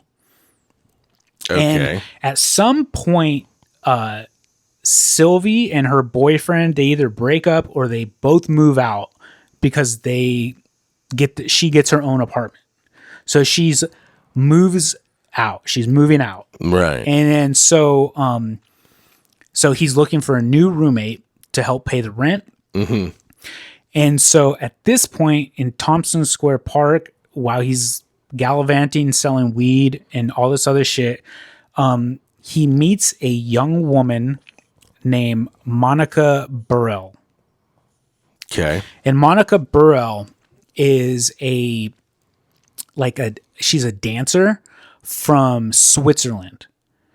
And she's there on like a scholarship to like go to school at the Martha Graham School of Contemporary Dance. And so she's a dancer, you know what I mean? Okay. There's one story saying that she wants to be a ballerina, but everything that I saw is like contemporary dance. So, you know what I mean? Like she's just some fucking artsy fartsy dancing major. And she also works at a topless bar called Billy's Topless. There it is. And I will put pictures of it. It looks really cool. Like an old school fucking topless bar in fucking the 80s in New York. Looks fucking sick as fuck. Yeah, I bet it looks tight. Yeah, it looks fucking tight. Fucking rad. Yeah. Yeah. There's some photos inside. I'll post those too. Fuck. Yeah. You can be able to get us out of there. Yeah. Oh, yeah, I know. No shit. Like a tick. So anyways, and she's also she also likes drugs and weed and stuff like that. Right. So does she like watching TV while she's stoned? it doesn't say. Because that's what this weird guy likes to do. It doesn't specify. Fucking jackass. So they get to talking, and then I guess she's actually looking for a bigger apartment from the place that she lives. So, and he needs a roommate. So they kind of like start smoking weed together, and they spark up a friendship, and he asks her if she wants to move in with him. And she's like, yeah, fuck it. I want a bigger place, blah, blah, blah, blah, blah. Is this like a romance? And so they do have a sexual relationship. He says that after they sign the deal, they have sex. What? Yeah. Well, you know, he's like a fucking unkept, like, gross hippie. So of course he has like some fucking smoke show girl that wants to have sex with him. Swedish dancer. Yeah, some Swedish fucking topless dancer. Yeah, of course. I'm with you. Fuck these tall guys. Yeah. Fuck these fucking tall guys. Yeah, what the fuck 'em. fuck, dude? Fuck him. Do you know how fucking preposterous this is? Yeah. Dude, like she must have had friends at the school. They're like, what do you mean you fucked the chicken man? What? And it says The chicken man? It says that she has like a group of friends and stuff like that, and like obviously everybody that knows her says that she's great. Yeah, she's they're not going to tell her the truth. super driven and all this other stuff, and she loves the big city and shit like that. So whatever, you know what I mean? So she Fucking chicken man, bro. so she decides to move in. She's gonna move in with the chicken man, and so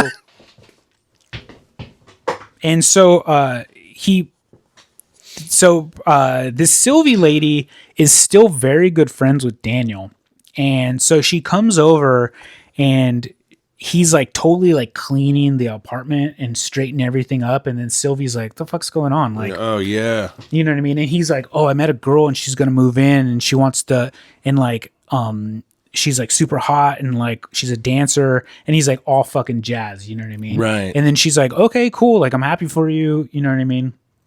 Be careful though, because whatever, just be careful. To him? Yeah. She's like warning him. Yeah. And then, Tell me, Chicken Man, gonna be fine.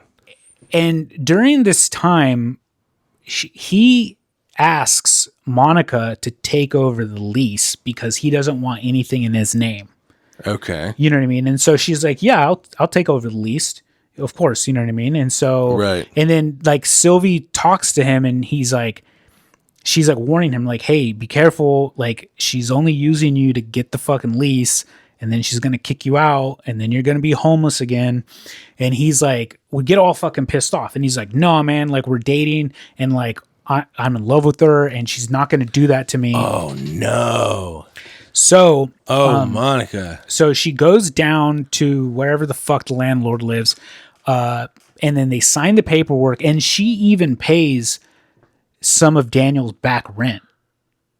You know what I mean? Because she has steady income. Right. And so she pays the back rent of the place, signs the paperwork, she takes over the lease, and it says that they do have a sexual relationship. Right. You know what I mean?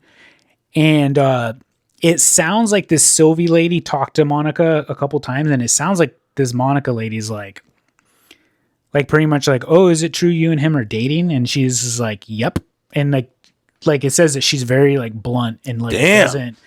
She's about it. You know what I mean? And doesn't like, it doesn't sound like she's the friendliest person. Like this, like the reports from the Sylvie lady paint this Monica in like a very strange way, Okay. you know? And so Just all mean and fucking Swedish. so she moves in and then quickly cuts off the sexual relationship. And then, That's nothing unusual. yeah. Yeah, who would have thought that the chicken man couldn't fucking hold down a fucking relationship? And so this Daniel guy's like super fucking distraught, you know what I mean? Like he's I like bet. yeah, he's like fucking super bummed out. I bet. And then it also says in Dude, one of the the Swedish stripper leaves you. That's not a great day. and then it also says in one of the reports that this Monica lady is a very adventurous sexually, which I think that Ooh la la. I think what it just means is that she doesn't have a type per se. You know what I mean? So she's like, Dude, she fucked the chicken man. yeah. I'd say she's pretty fucking adventurous. And then, I guess quickly, The crazy cult leader chicken man who calls himself Charlie Geen. Yeah. I'd say she likes to roll the duck and dice a little bit. You fucking kidding me? and so at this point, Daniel's like super distraught, and he says that she's like bringing guys over and having sex with them. Yeah, And it's a revenge situation. and he's like fucking a super forced cuck situation. He's like super fucking distraught, you know what I mean? And he's like telling Sylvie like all the time, like, dude, she's fucking dudes. And she even brought a Jamaican man over. And the funny thing is, it's not very funny, but so this Daniel guy has like tons of friends, you know what I mean, in New York City and stuff like that, and is like all Right. these different like ethnicities and stuff like that. There's all these photos with him with like black people and stuff like that. Like he's obviously like in that like culture and stuff like that. You know what I mean? They like know him Okay. and stuff, and they're friendly with him, and he's like has tons of different friends. But secretly, he's deeply racist Oh, that's a cool new level. and super homophobic. Right. So she, I guess, of her like having sex with a Jamaican man in the house fucking sets him off. That fucking makes him lose it. Yeah. And Yeah. so he's like telling her like, yeah, she's like fucking all these dudes and like fucking Jamaican guy. And anyways, and then Pretty sure he didn't use that term though. I'm sure he didn't use that term. No. I'm sure he did not use that term. No. And then the relationship, the friendship, quote unquote, between him and Monica, like completely fucking break down. And then she pretty much is like, hey, get the fuck out of the house. Like, I don't want you here anymore. Yeah. I have the lease. Fuck you. Like, leave. And so he tells Sylvie, he's like, dude, she's kicking me out, blah, blah, blah. And she's like, dude, I don't live there anymore. Like, I can't help you. You know what I mean? Like, Right. I'm not, like, I told you this was going to happen. You know what I mean? You And can feel the pressure cooker all this shit. starting to get high. And then he starts telling Sylvie, he's like, I'm going to have to fucking kill her. He's like, I'm going to kill her. And then so this is the part of the story where like, where me and my like little fucking ears kind of perk up and I'm like, these people were not smoking fucking weed. Like, this is like straight fucking drug addict fucking behavior. You know what I mean? Of like why this Sylvie lady is like, this reeks of heroin. and is shit. like listening to this shit yeah, and like yeah. doesn't take it serious. You know what I Right, mean? And is like these people are still friends with him and like, you know what I mean? Like, I'm like, they have to be getting fucking real fucking drugs. Like, it can't just be fucking weed. Like, it has to be like real fucking drugs. Like, come fucking on. Anyways, and so the Sylvie lady, she doesn't really take him serious. You know what I mean? And she's like, he always says a bunch of crazy shit. Like, he's a fucking religious leader, blah, blah, blah. Is Daniel's, but I guess she tells Monica, she's like, hey, this bitch. This guy says he wants to fucking kill you. This guy wants to kill And I you. guess she tells him that. And then I guess she just like gets up and walks straight over to Daniel. And then she's just like, fucking try it.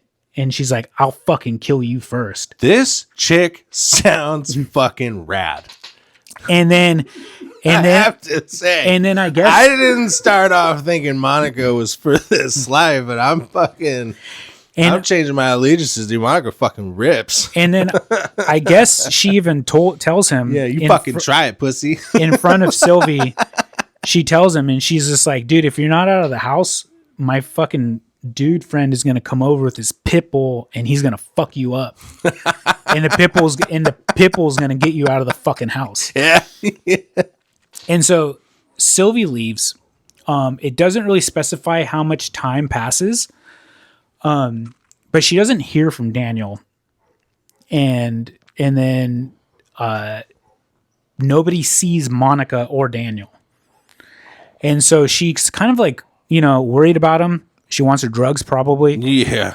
And so she goes to their apartment. More of that sweet ganja. Yeah, that sweet ganja. She goes to their apartment and she like looks up and all the lights are off.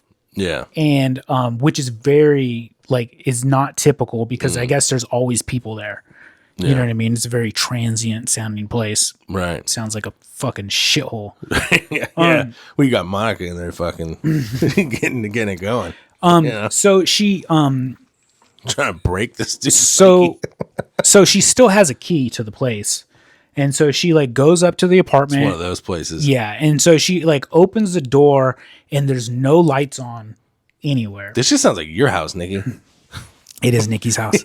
And so she like kind of like is like looking around and she says that she goes to the kitchen and the only thing that's in the kitchen is like a TV on the kitchen table. And it's the only light in the apartment is the TV is on and it's on full blast. And so she's like, kind of like, what the fuck is like going on? And then she's kind of like worried about her stuff because I guess she has stuff there. Yeah. So she's like, well, I'm going to go like check on like my shit or whatever. And she like knocks on Monica's door. Nobody opens the door.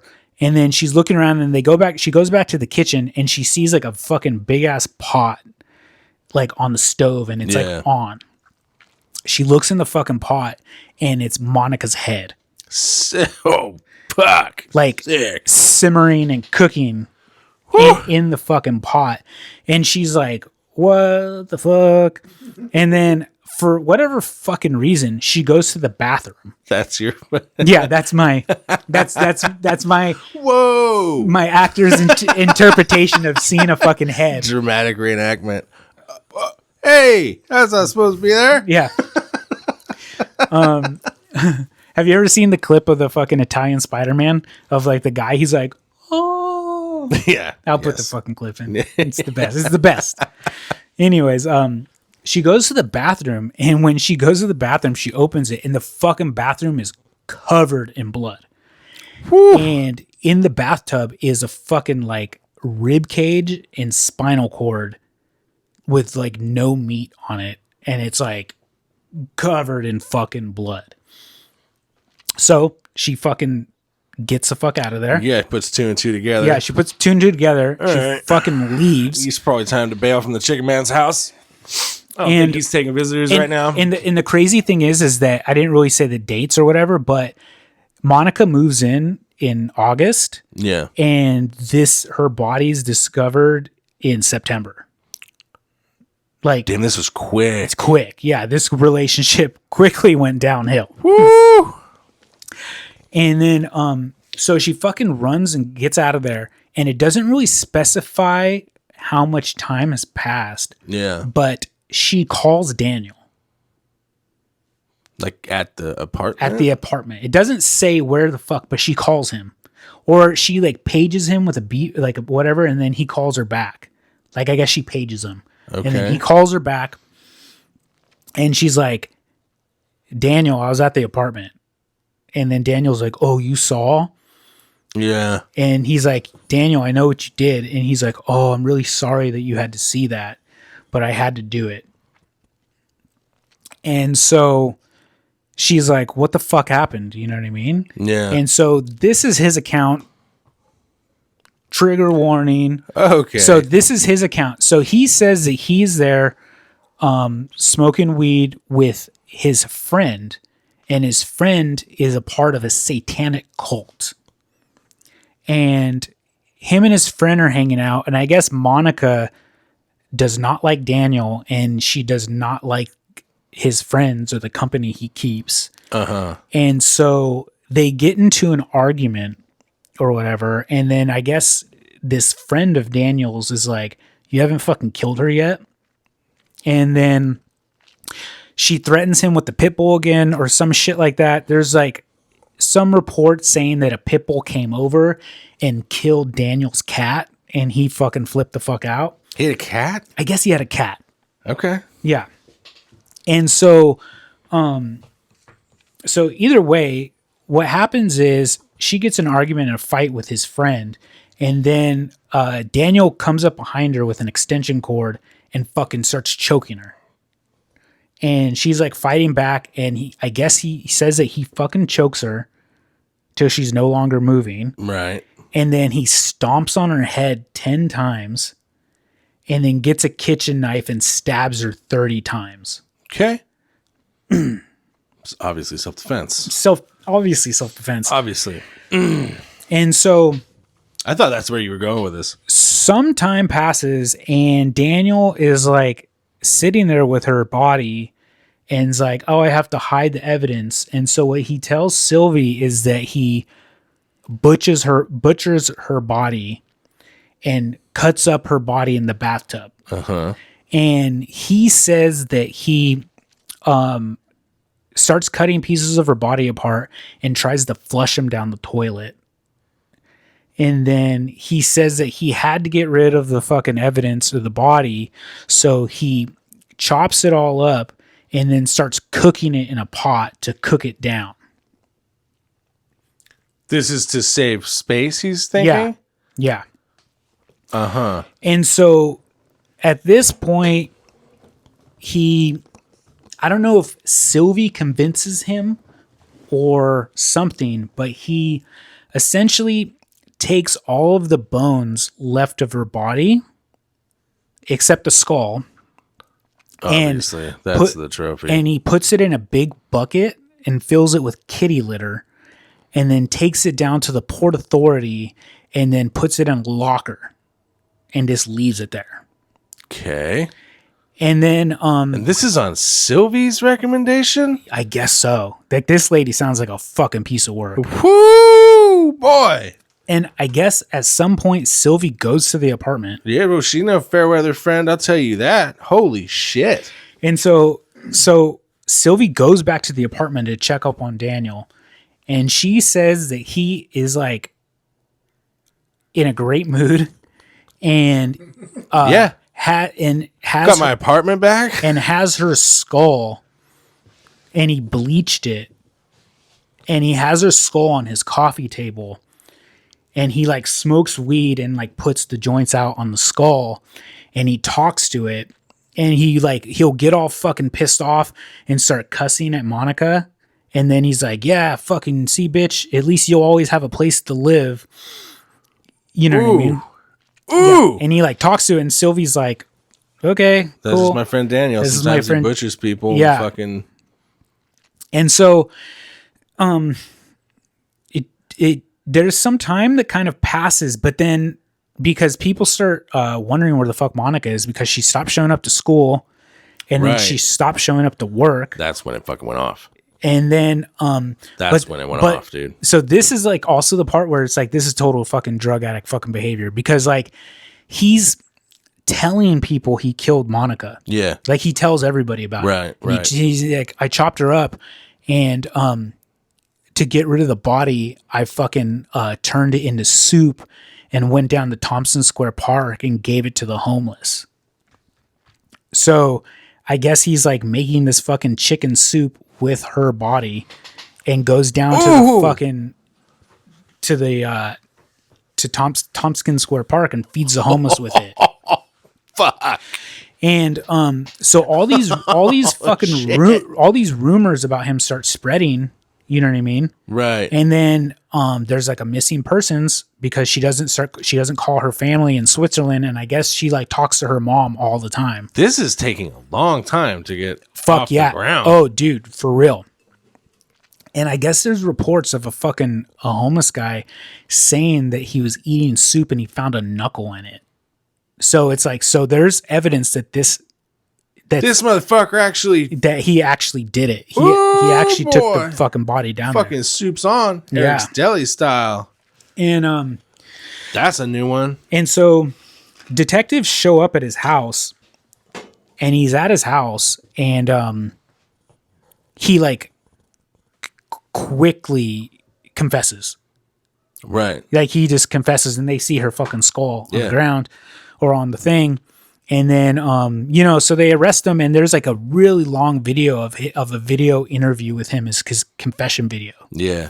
And so what he says is that, It's like, you had no idea what I had planned. We and were that- going to have unlimited breadsticks. and that she like went crazy on him, and it was essentially self-defense. It was self-defense. Yeah. So what he says is that he I fucking knew we were going to land here. I fucking knew it. so what he says is that the dog came and killed his cat or whatever, and that she attacked him, and that he like punched her in the neck, and she like collapsed, and he was like, whatever, she's fucking faking it, she's crazy. And he says that he like left to go smoke weed or to go sell weed, and he came back a couple hours later, and that she was on the ground cold. Really? And then he said that he got fucking spooked and scared, so he did what he did, and he confessed to like dissecting her body Right. and chopping it up, and he Right. says that he flushed it all. He said he flushed all the body parts down the drain or whatever. She must have had a fucking plumbing system from hell. Dude, and then he like confesses that the body parts or that the bones are all at the fucking Port Authority. That's bullshit. Dude, are you kidding me? And My shit wouldn't even handle like my wife's hair. The fucking and middle of the he goddamn he whole takes body. he takes the cops down to the Port Authority. Sure enough, there's this And fucking there's a kitty tub- litter bucket. Yep, kitty litter bucket with all of her fucking bones. The cops are just like, I don't think this guy knows how self-defense works. Like, you don't get to get cookery out. And I guess that they even send a forensic team to the apartment complex or to the apartment building, Oh, yeah. and they check the sewage system. You're going to be on overtime. And there's Strap in. they do not detect any body parts or any. I fucking knew it. Yeah, so the soup thing happened. No way this So dude that- has an apartment that has like a Yeah. plumbing system that's going to handle that. So that's what he does with the body, is that he feeds it to the homeless people in Thompson Square Park. Fuck. So they arrest him, And it doesn't really say how long the fucking trial is. This happens in 1989, and in 1991, he is found not guilty for reasons of insanity. No shit. But he is obviously court-ordered to stay in a state-run institution until he is deemed no longer a danger to himself or others. So he gets off. No fucking way. But he has to go. He's institutionalized, and he's institutionalized to this day. He's still alive. Wow. Yeah. And there's a podcast. I forget what it is called. If I remember, I'll put it in the thing. But these ladies have a true crime podcast, and I think it's like the Columbia University podcast. And they interview him, and he's like willing to talk and stuff like that. And he talks about his like life growing up, and he talks about like his like drug selling escapades and all this other shit. But he says that he won't talk about Monica's death because he doesn't want to fuck up his because he's like up for parole or whatever the fuck. Oh, well, fingers crossed. Yeah. So he doesn't touch on it, and he refuses to talk about it, but there are all these fucking phone interviews with him talking about stuff and shit like that. Yeah. So he's still around, you know what I mean? Fuck. And he's like, and pretty much he's like, yeah, I'm going to get out, and I'm going to probably move to Texas and buy some property. And I'm really sorry about all this stuff that happened with Monica, and I hope that one day I could just smoke some weed with her family and they could forgive me.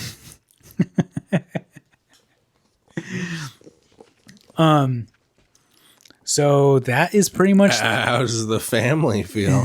Well, it doesn't really say, but they're probably not plussed on him. They're probably not stoked.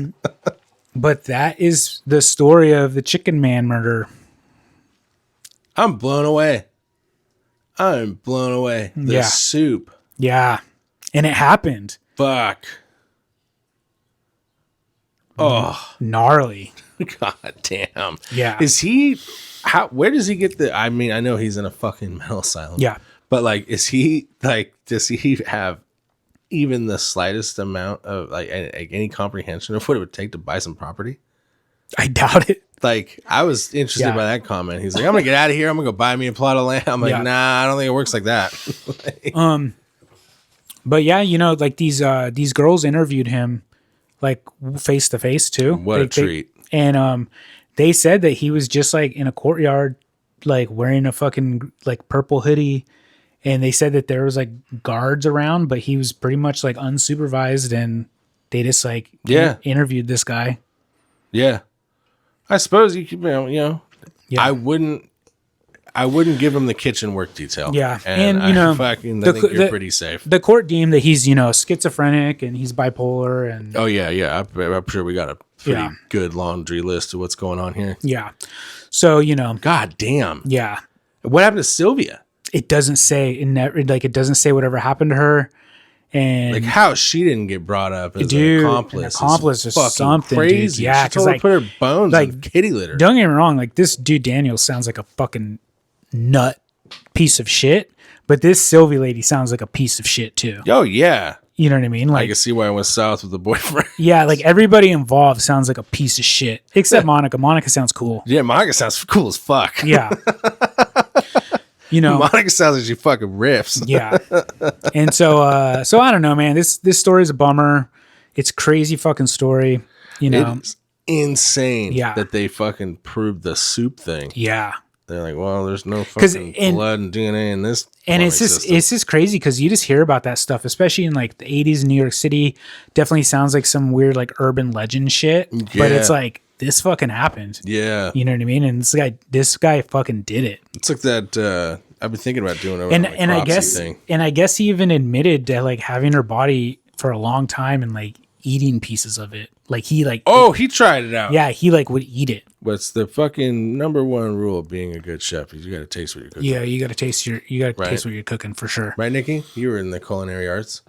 Yeah, you have to taste your food. Yeah, you got to taste it. Otherwise, how you gonna know it's good? This jury sounds kind of weird. There's one holdout Yeah, I think it's because he was crazy.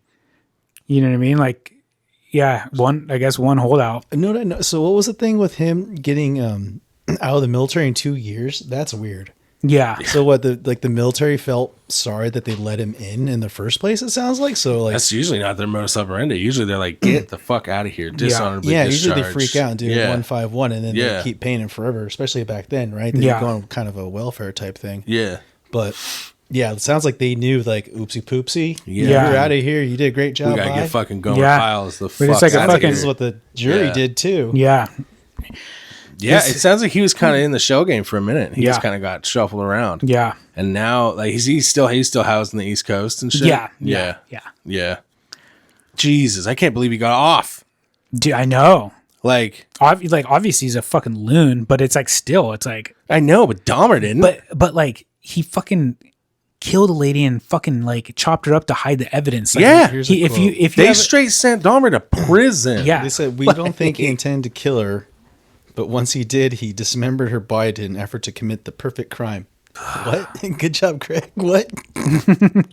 I don't think you guys understood the assignment. yeah.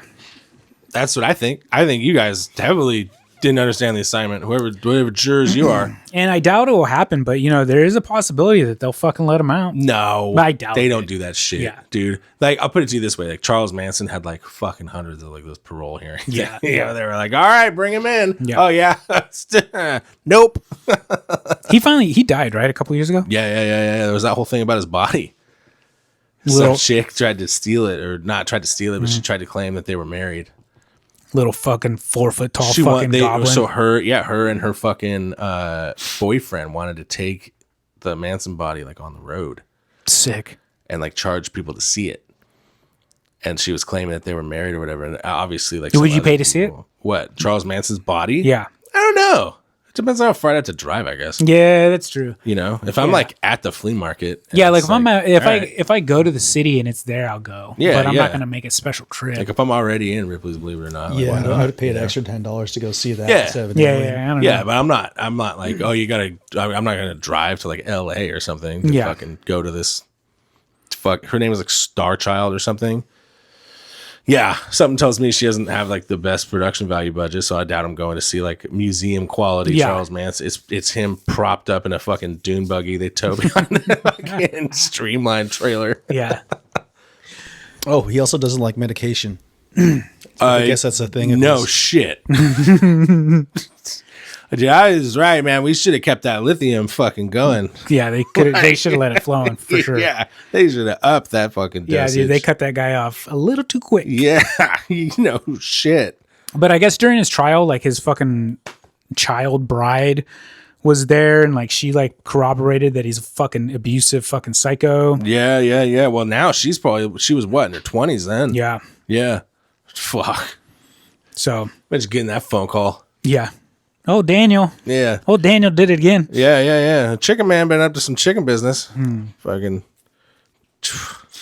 chicken soup made of souls.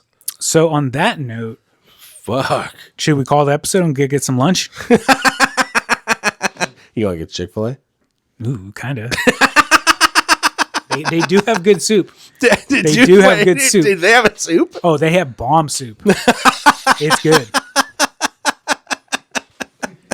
Let's Yeah. make Nikki eat chicken soup after Yeah. this one. But yeah, so yummy. so that is the butcher of Thompson Square. Dude, how did he fucking get away with it?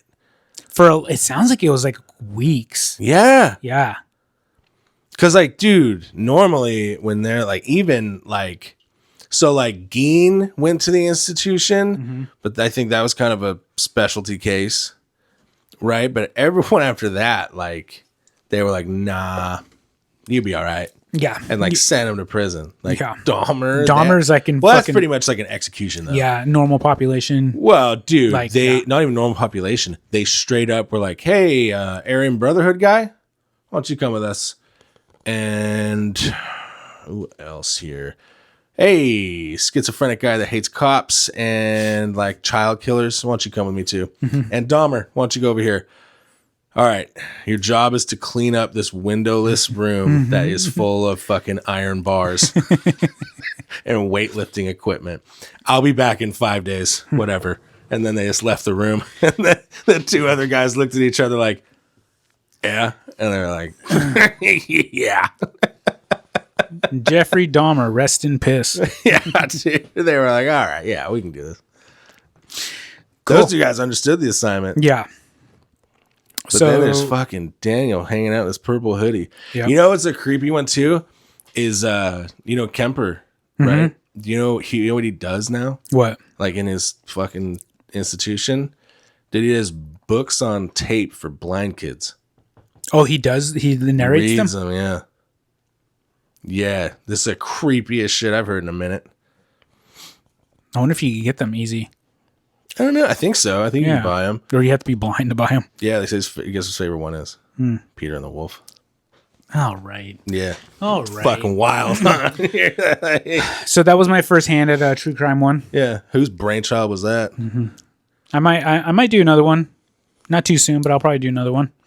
It was a lot more fun than I thought it was. Yeah. No, I shouldn't say fun. See, this is the thing that we get into with Exactly. these. We've avoided them because it's hard to you're dealing with real people, it's not like some fucking yokel talk off his ass who sees a UFO. It's not a bunch of fucking so we've kind of avoided it for a while because we were we're not the fucking most sensitive when it comes to this shit. So I applaud you for going first. Like I didn't do one yet. I was the first to do a crazy person conspiracy and a true crime. Yeah. Back to back, dude. Hitting them. Chicken Man, dude. Chicken Man. So I have a question. Did you hear, is there any lore about any paranormal activity around this? Anything at all, like after the fact? Yeah, I didn't see. There's photos of their apartment. Right. So it's still kicking. People still fucking live there. It's still up? I think so. Come on. The Billy's Topless, I don't know if it's still there, but there's some photos from inside that look like it was kind of like the mid 2000s. Like it looked like Billy's Topless? Yeah, I was going to say, if there's one place that shouldn't be going down, it's fucking Billy's Topless. Yeah, because the photos didn't look like they're like old from the 70s. Throw the baby out with the bathwater here. Let's not get crazy now. Fucking kids still need to pay for school and shit. Yeah. Come on now. Got to pay for that dance school. Yeah. Come on. Shit's expensive. But yeah, so there's my story. Damn. All right. I hope you folks have a fine lunch. Yep. We'll catch you next time. Yeah, have fun. Thanks for listening. Thanks for watching. Like and subscribe. I'm still Team Monica, dude. That chick fucking rules. Oh, yeah, Monica rules. Yeah, dude. Yeah, and there's a lot of cool pictures of her, too. Right. Yeah. Right. Well, I know what you're thinking about. You think about like how mean she probably was to him and stuff. Oh, yeah. All right, now, check it out. Imagine it with a Swedish accent. Mm-hmm. Yeah. Monica fucking rules. Yeah, Monica rules. Yeah. R.I.P. Monica, you're a real one. Yeah, dude. Yeah. Take that Monica. shit. Fuck you, Daniel. Yeah, fuck Daniel. All right. Thanks, folks. Chicken Man. Bye. Like and subscribe.